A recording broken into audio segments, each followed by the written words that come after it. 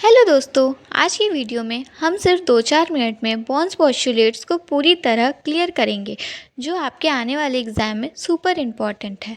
और साथ ही साथ, क्या आपको भी बॉन्स मॉडल के लंबे चौड़े फार्मूला देखकर चक्कर आते हैं? रेडियस, वेलोसिटी, एनर्जी, इतने सारे एक्सप्रेशन याद कैसे रखें? तो डोंट वरी, अगले कुछ मिनट में हम बॉन्स मॉडल के सारे इंपॉर्टेंट फार्मूला को ऊपर ऊपर से नहीं, बिल्कुल उनके कोर डेरिवेशन लॉजिक के साथ समझेंगे। तो पेन और कॉपी उठाओ और चलो शुरू करते हैं। फर्स्ट पोस्टुलेट्स, एटम के अंदर इलेक्ट्रॉन न्यूक्लियस के चारों तरफ सर्कुलर ऑर्बिटल में मूव करता है और इसके लिए ज़रूरी सेंट्रीपिटल फोर्स न्यूक्लियस और इलेक्ट्रॉन के बीच लगने वाला कूलम अट्रैक्शन से मिलता है। Second postulates, quantization condition, electron हर किसी ऑर्बिट में नहीं घूम सकता, वो सिर्फ उन्हीं ऑर्बिट में मूव करेगा जहां उसका ऑर्बिटल एंगुलर मोमेंटम का इंटीग्रल मल्टीपल हो, यानी magnitude of L equals to N H cut, जहाँ एन का वैल्यू शुरू होता है 1 2 3। Postulates number 3, third postulates, classical physics कहती थी कि एक्सलरेट होने पर इलेक्ट्रॉन को एनर्जी लॉस करनी चाहिए, लेकिन बोर ने कहा कि जब तक इलेक्ट्रॉन अपनी फिक्स स्टेशनरी ऑर्बिट में है वो कोई भी एनर्जी या रेडिएशन इमिट नहीं करेगा, वो स्टेबल रहेगा। फोर्थ पोस्टुलेट्स, एनर्जी इमर्शन, तो फिर रेडिएशन कब निकलेगा? जब इलेक्ट्रॉन किसी हायर एनर्जी ऑर्बिट EI से जंप करके लोअर एनर्जी ऑर्बिट EF में आएगा, तब वो एनर्जी इमिट करेगा। इस इमर्शन की frequency nu equals to EI minus EF divided by H। और इन्हीं ट्रांजिशंस की वजह से हमें अलग अलग स्पेक्ट्रल लाइंस मिलती है। अब हम फाइंड आउट करेंगे Bohr's model of one electron in an atom. अगर एक सिंगल इलेक्ट्रॉन m मास का न्यूक्लियस Ze चार्ज के चारों तरफ घूम रही है तो उसे घूमने के लिए सेंट्रीपिटल फोर्स चाहिए होता है। और we know that centripetal force basically होता क्या है, उसका फॉर्मूला क्या होता है, Fc equals to mv² divided by r। और ये फोर्स उसे कहाँ से मिलती है? न्यूक्लियस और इलेक्ट्रॉन के बीच का इलेक्ट्रोस्टैटिक अट्रैक्शन से, यानी kZe² divided by r² equals to mv² by r। और वी नो दैट k का वैल्यू होता है k इक्वल्स टू 1/4πε0। अब बात करते हैं क्वांटाइजेशन कंडीशन की। बोर ने कहा कि इलेक्ट्रॉन सिर्फ उन्हीं ऑर्बिट में घूम सकता है जहां उनका एंगुलर मोमेंटम का वैल्यू h कट मल्टीपल हो, यानी mvr equals to nh cut. तो यहाँ से v इक्वल्स टू क्या हो जाएगा, nh cut divided by mr, that is equation number 2। अब now substitute the value of v equals to nh cut equals to mr, जो कि है equation number 2, in equation number 1 पे। सब्सटीट्यूट करने के बाद हमको मिलता है kZe² divided by r² equals to mr into में n², h कट का स्क्वायर, m² और r²। अब r² कैंसिल आउट हो गया, एक m ऊपर से कैंसिल आउट हो गया, तो हमारे पास क्या बचा, r equals to h cut square n² divided by mkZe²। ये हमारा r का वैल्यू निकल के आया यहाँ से। अब आगे देखते हैं। That implies r equals to n² a0² divided by z। Rn equals to n² a0 divided by z। और a0 जो कि है बेसिकली क्या आ गया, 4πε0 h cut square divided bye me²। ये हमको a0 का वैल्यू आया, जिसका वैल्यू होता है 0.529 एमस्टॉन।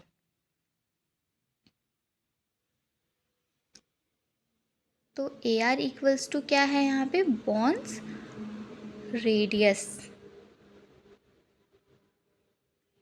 और ये आया आर एन का फॉर्मूला, तो रेडियस का फॉर्मूला यहाँ पे निकल गया।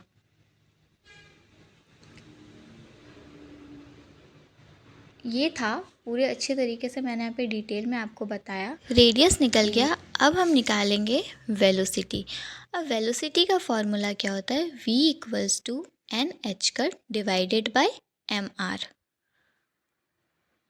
अब थोड़ी देर पहले हम लोग r का वैल्यू निकाले थे, तो substituting the value of r, substitute करेंगे value of r above equation में, तब v का क्या हो जाएगा, v equals to N H cut m, साथ में z n square a not का।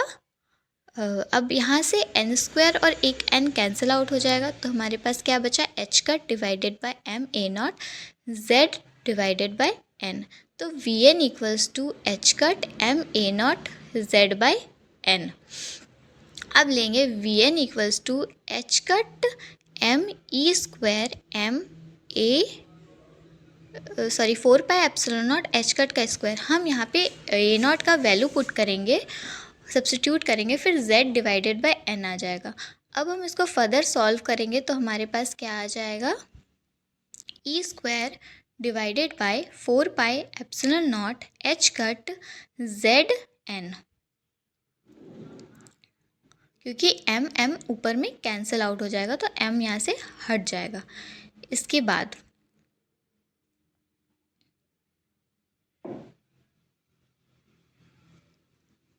वी एन इक्वल्स टू क्या हो जाएगा हमारे पास, E square divided by 4 pi epsilon not H cut C, नीचे और ऊपर दोनों जगह हम मल्टीप्लाई करेंगे, डिवाइडेड बाय जेड एन। अब फर्दर सॉल्व करके हमारे पास क्या आएगा, V N equals to alpha C Z by N, और ये वी एन मतलब वेलोसिटी हमारे पास निकल गया। अब आप बोलिएगा अल्फ़ा का वैल्यू क्या होगा, where alpha equals to E square divided by 4 pi epsilon not H C, H cut C. ये था वेलोसिटी का पूरा डेरिवेशंस। रेडियस निकल गया, वेलोसिटी निकल गया, अब हम निकालेंगे काइनेटिक एनर्जी। और हमको पता है काइनेटिक एनर्जी का फॉर्मूला होता है हाफ एम बी स्क्वायर। अब यहाँ पे हम v का वैल्यू पुट करेंगे, half m dot H cut का square z square divided by m square a not का स्क्वायर n z। अब यहाँ से एम एफ एक कैंसिल आउट हो रहा है, अब हम यहाँ पे a नॉट का वैल्यू पुट करेंगे, तो वैल्यू पुट करने के बाद आएगा 1/2 एच कट का square z square m square E to the power 4 divided by m 4 pi epsilon not H cut का स्क्वायर का whole square into 1/n square. Now H cut square z square E square divided by 2 into 16 pi square epsilon naught का square H cut to the power 4 H cut square into 1/n square.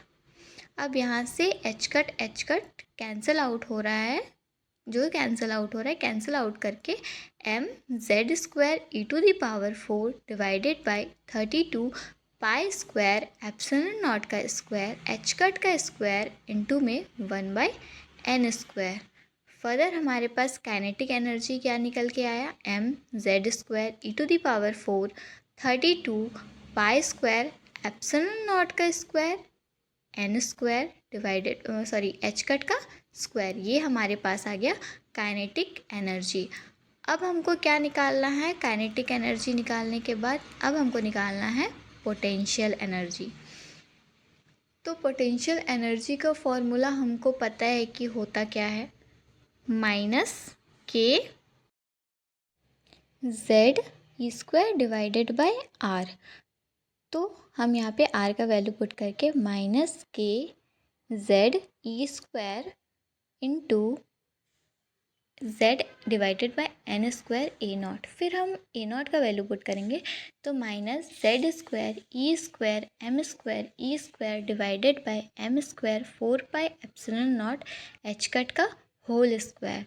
तो हमारे पास क्या आएगा, minus M Z square E to the power 4 16 pi square epsilon naught square N H cut square N square. ये हमारे पास आ गया पोटेंशियल एनर्जी। अब हम काइनेटिक एनर्जी और पोटेंशियल एनर्जी दोनों निकाल लिए हैं।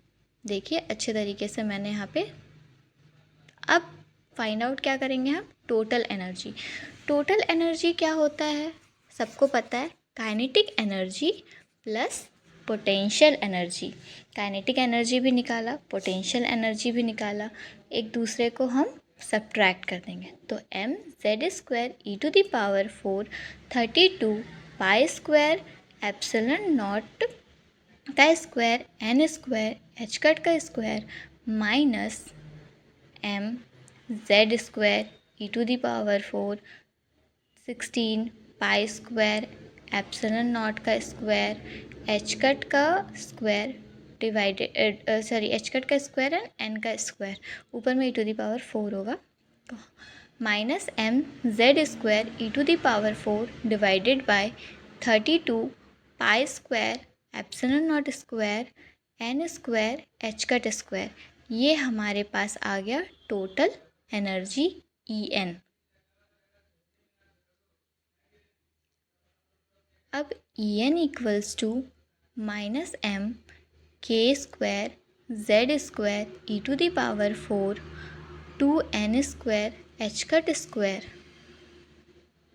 सिंप्लीफाई करने के बाद यहाँ पे के इक्वल्स टू क्या हो जाएगा, 4 पाई एप्सिलॉन नॉट। तो यहाँ से ई एन क्या आ जाएगा हमारे पास, minus M e to the power 4 32 pi square epsilon naught का स्क्वायर एच कट का स्क्वायर इंटू में Z square N square. E N equals to R Y Z square divided by N square. अब ये are Y का value कितना है, 13.6 electron volt. अब हम यहाँ पे पुट कर देंगे आर वाई का वैल्यू।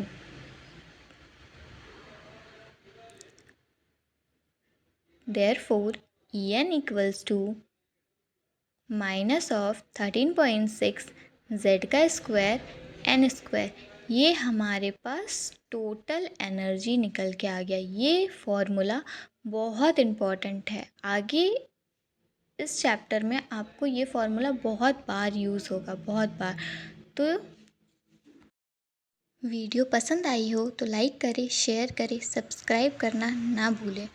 और अगर आपको कोई भी डाउट हो रहा है तो आप कमेंट बॉक्स में कमेंट कर सकते हैं। और मेरे साथ जुड़े रहिए नेक्स्ट वीडियो के लिए। तब तक के लिए बाय बाय।